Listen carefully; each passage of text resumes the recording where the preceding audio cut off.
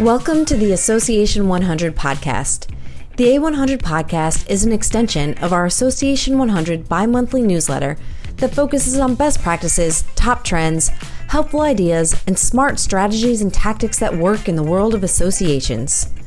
The podcast will feature meaningful conversations with association professionals across the country, taking a deeper dive into trending topics, offering insights that both inform and inspire.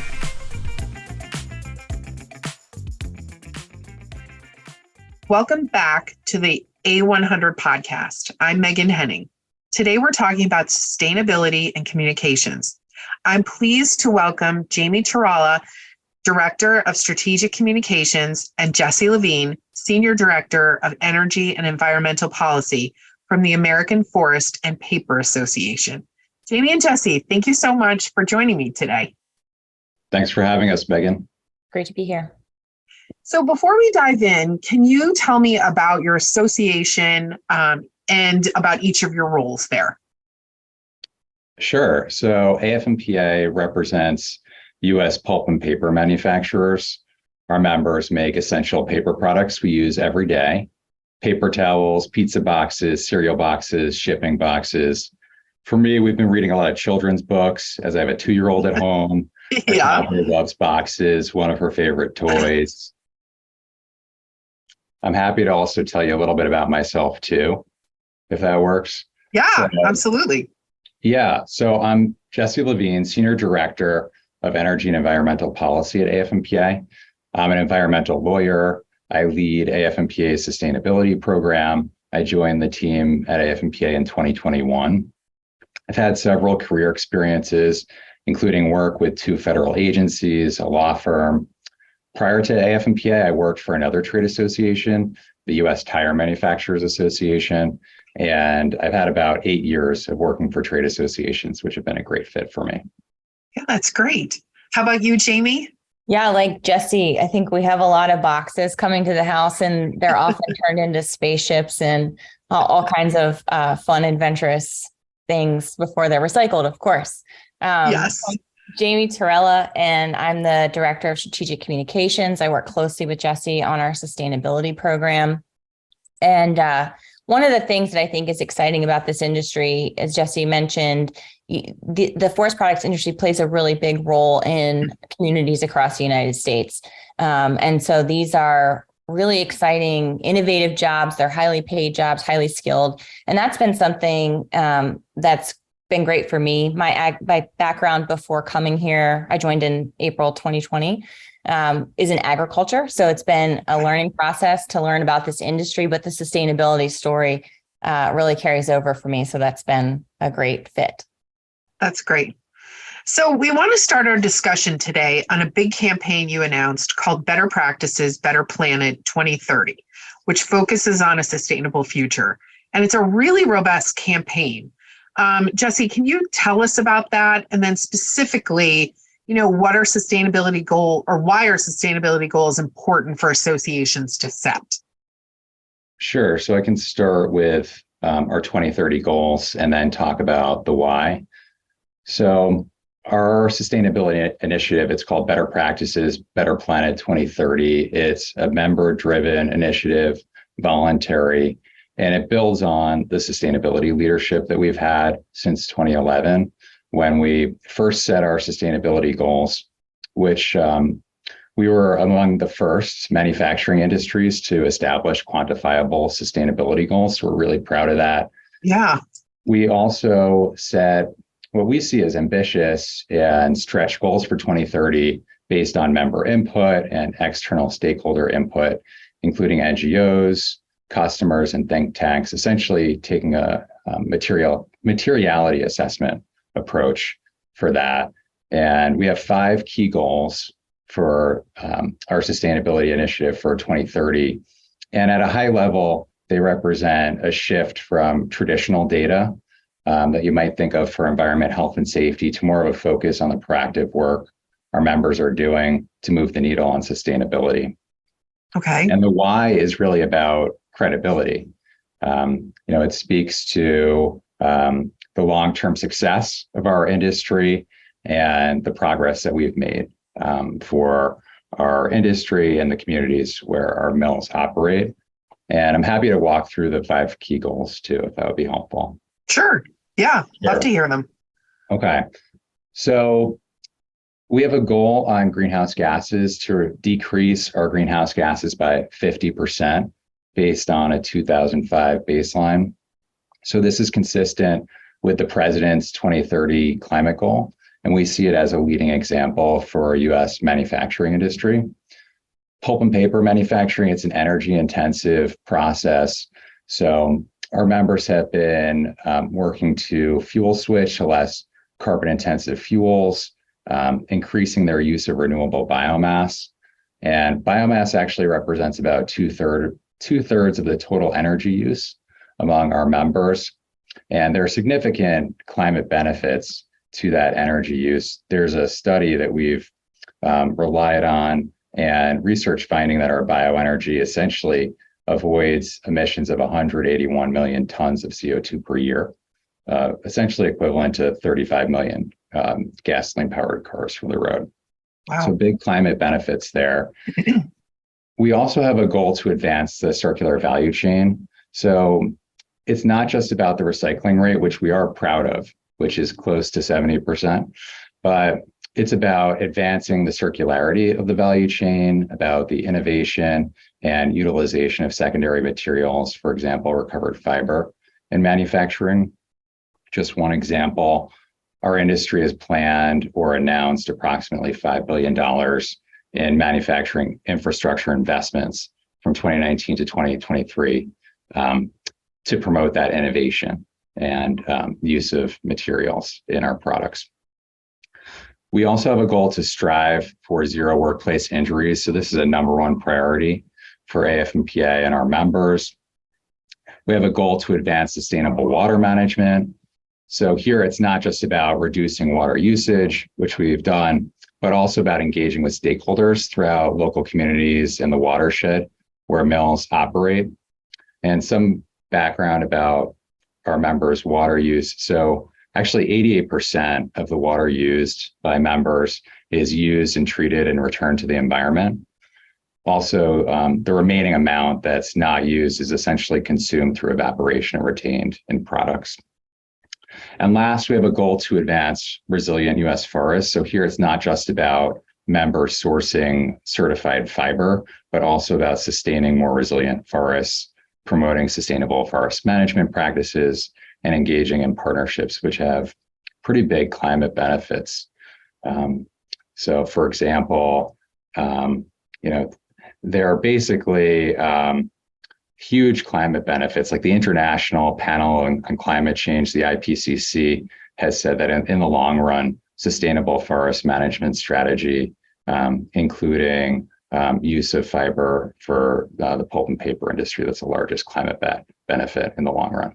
So how hard was it to create an 8-year plan? That seems like a really huge task to be able to do. People have 5-year plans, and usually people are very excited about a 1-year plan, but an 8-year plan is really impressive. How did you begin that? Yeah, it's a big deal. And much of this work happened before I even started, but I've been briefed by my predecessor, Jerry Schwartz. Some might know him in the sustainability world. He's been a great mentor to me over the years, and he's actually still helping us out on some sustainability work.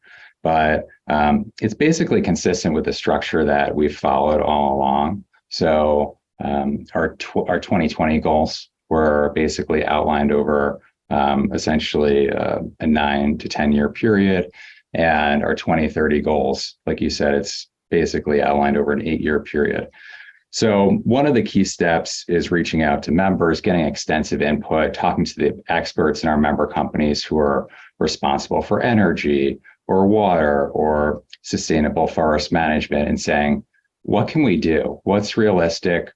What's a stretch goal? And how do we get there? Our members were really focused on, what's the path and how do we get there?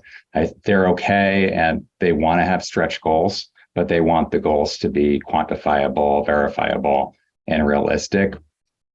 And we've also had buy-in from our members, buy-in from the board. We got input from key stakeholders, and we talked about the materiality assessment that we got. So I think that all helped set the foundation for looking so far into the future.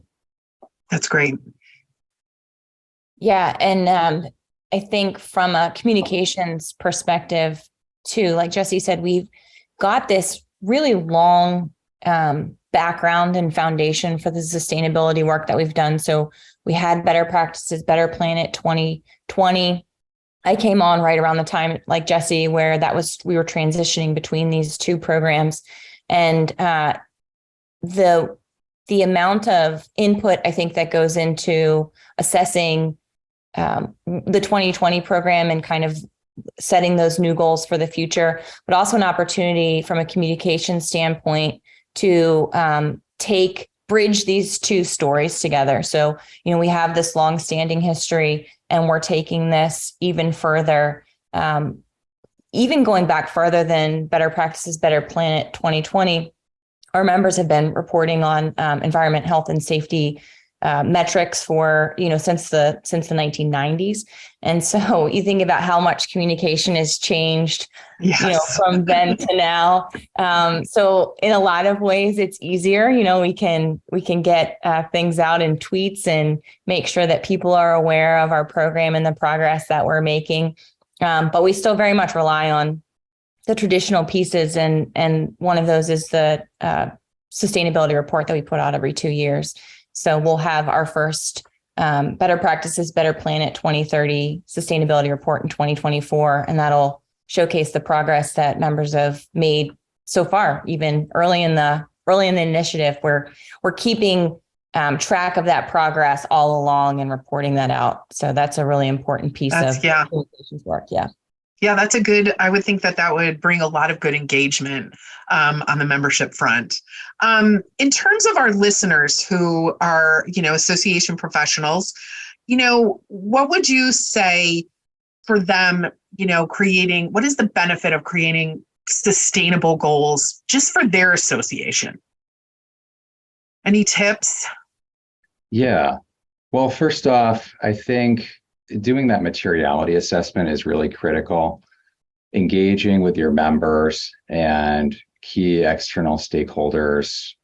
For us, it was NGOs, customers, think tanks, and thinking through which sustainability topics are the highest priority and which ones are most critical to the long-term success of the industry.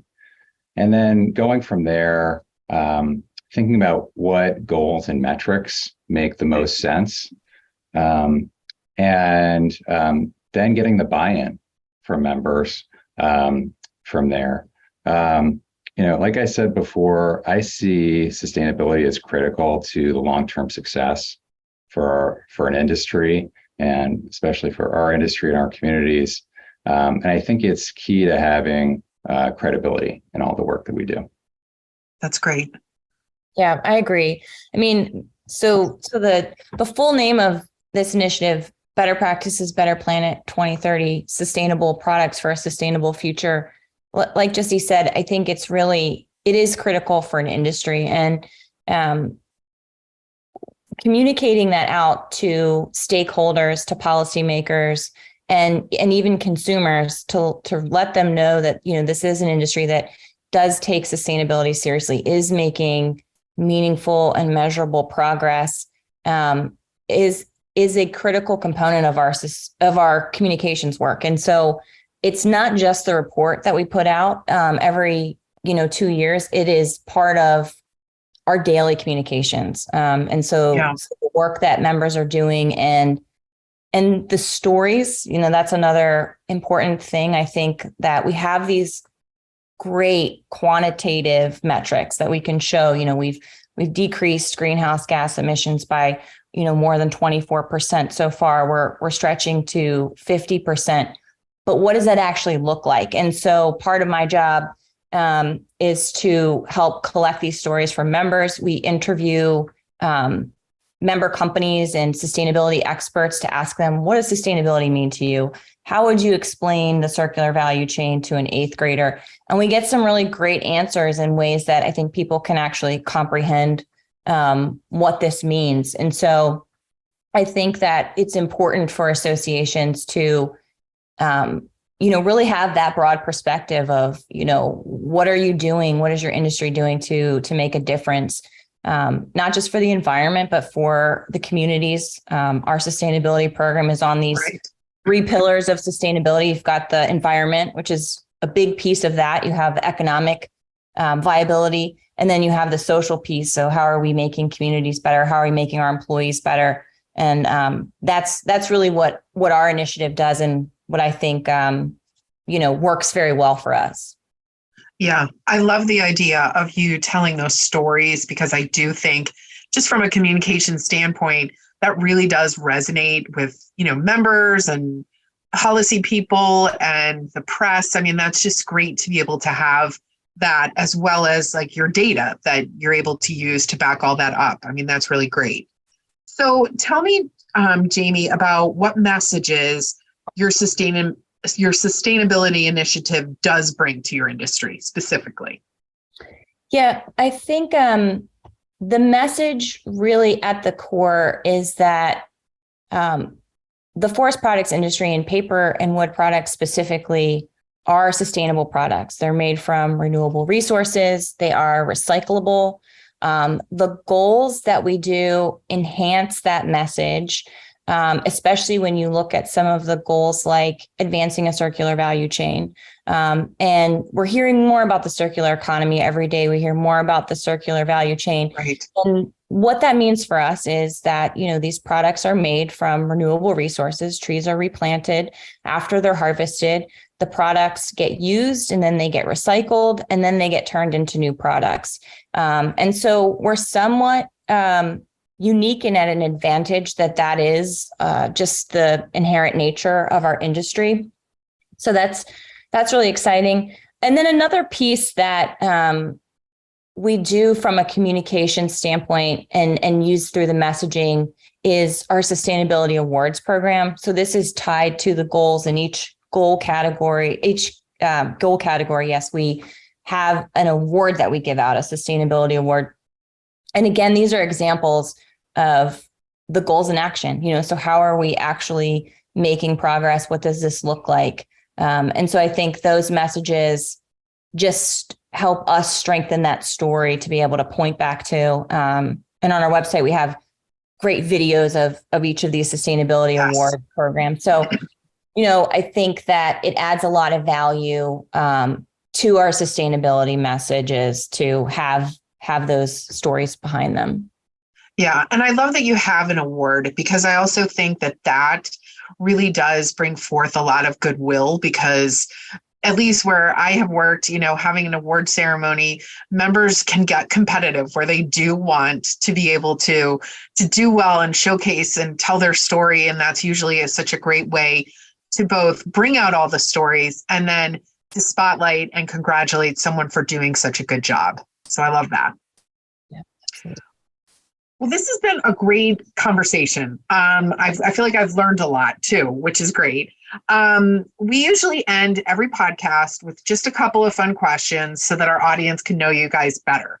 So I will pose the question and you can each give me your answer. I'll start with you, Jamie. Where did you grow up? I grew up in Calvert County, Maryland. Okay. So if anybody's from Maryland, we usually identify ourselves by what county we live in. Okay. And it's been a great place to live. It's near the Chesapeake Bay and the Patuxent River. So one of those people that grew up on the water. I live on a farm now. Yeah, my husband and I have a farm. So that sustainability is near and dear to my heart. And I think that is a result of where I grew up and being here. I love that. How about you, Jesse? So I grew up on Long Island. I spent some time in Michigan. I went to University of Michigan in Ann Arbor for college. And then I moved to DC in about 2006. So I've been in DC for a while. That's great. If you won the lottery tomorrow, would you still work? 100%. I would. I Yeah. think I would too. Yeah. Really? Both of you? Yeah, Yes. I think I'd get bored. I think Yes. so. Yeah. I agree. We've had various answers with that, but the main answer seems to be that everyone would keep their job, which sort of surprises me. Because I guess I just daydream about winning, and then I don't know what I view after that. So I love that answer. Okay. Yeah, I might make my life more comfortable, but I definitely Yeah. like working, and I think I'd stay here. So Maybe Yeah. cut back just a little bit. a little bit. Yeah, It's exactly. hard finding that balance. Absolutely. What is your favorite movie or TV show? Oh, this is a great question. We watch so much Disney Channel, Jesse. I don't know about you. I know we were talking about this before. We've listened to a few of the pods, Megan. So we were talking about this one. There was this one show, Only Murders in the Building, which Yeah. Jim and I Yes. were talking about, our favorite show about a podcast. Yeah. Yeah. I like So what is your favorite Disney? Because I also have a 10-year-old and spend a lot of time watching Netflix Kids. Yeah. My 4-year-old is really into Toy Story, which is kind of cool because it's such a long series. And the first one came out when I was still a kid. So it's kind of neat to bring it forward. For Christmas, she's been so into it. We've like collected the toys and everything. And so that's great. That's a fun one. And it's on repeat. So not new, but that's probably our Disney go-to. Yeah. And our 2-year-old loves Frozen. Oh, good Lord. Yes.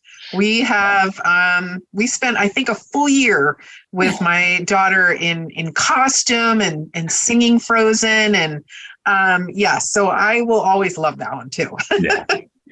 Okay. Dogs or cats? I'm a cat person, but Dogs probably more so goats and sheep. We have those, and so that's great. You're the first one to answer with that. How about you, Jesse? Yeah, probably more dogs. We don't actually have any pets right now. For us having a 2-year-old, that's about all we can handle. Yes. But I would say that we lean towards dogs in general. And I feel like this is a hard question to answer because it's like, what's something you miss from the pre-pandemic days, making it seem as if COVID doesn't exist, where I feel like we're going to have to figure out a better way to word that. But what is something you missed before, I guess, 2020? Gosh, when I came to AFNPA, it was kind of an interesting time. I was interviewing for the job. My interview was right before they went on the 2 weeks. It was 2 weeks that everybody was going to be working from home. And so by the time I started, everybody was virtual. What I wanted was the opportunity to like collaborate with a team. I was working as a consultant for myself. And so I missed like that team environment. And I think that what struck me though was the fact that we were still able to do that with technology. And I think it's really impressive. So I don't know that this answers your question, but I think that a lot of people did miss that back in person connection. I felt like that AFNPA was a really great team, that I never felt isolated, which was a great thing. And I've loved now that things are kind of getting back to whatever normal we're in now, that we're back in person. We've had several in-person events. And so I guess it's just been a really interesting time period to live through. And I appreciate having colleagues that I felt like I was in the same room with, even though we were many, many miles apart and always dealing with internet issues. That's a great answer. How about you, Jesse? For me, it's not having to think about COVID or the pandemic.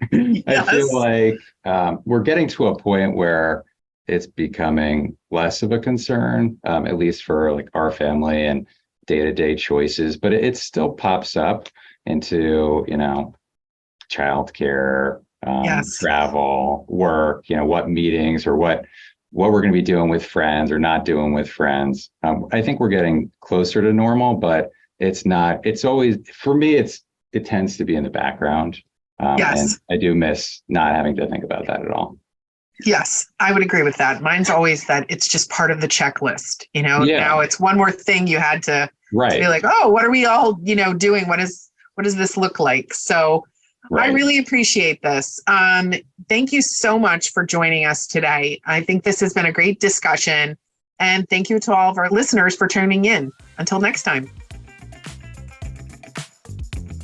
And that's a wrap on today's episode. Thanks for listening to the Association 100 podcast, brought to you by the A100 publishing team, powered by Onward and Upward Marketing and Communications. You can subscribe to the Association 100 podcast on Spotify, Apple Podcasts, Google Podcasts, and all of your favorite podcast listening apps so you'll never miss out. Or listen via our website at theassociation100.com. Follow us on Twitter at Association100. That's Association100 for all the latest insights and trends impacting the world of associations. Thanks for tuning in.